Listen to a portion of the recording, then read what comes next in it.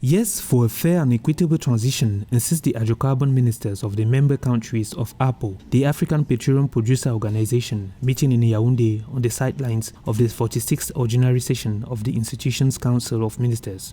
While international policies, particularly those of rich and developed countries, advocate non-use of fossil fuels to promote green energies, the African continent defends the need to use fossil fuels to provide not only income but also energy for its population. Africa holds fossil fuels reserves estimated at over 600,000 billion cubic meters for gas and 155 billion barrels of crude oil.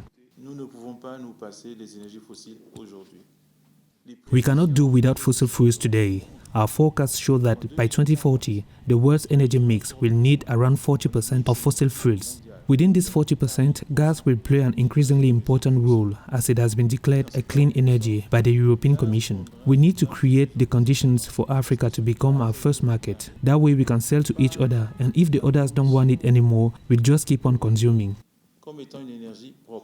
With a view to a smooth startup and operation of the African Energy Bank, the institution's flagship project, whose founding treaty effectively came into force thanks to the signature of Ghana and Nigeria, an appeal has been made to the institution's 18 member countries to make up their contribution, the minimum and individual envelope of which is $83 million.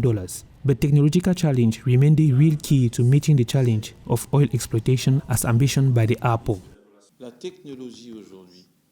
Nowadays, technology makes it possible to produce fossil fuels without emitting carbon. That's why we talk about the technological challenge. So the challenge for us today is not to stop producing one form of energy or another, but to ensure that all forms of energy do not continue to contribute to the increase of greenhouse gases.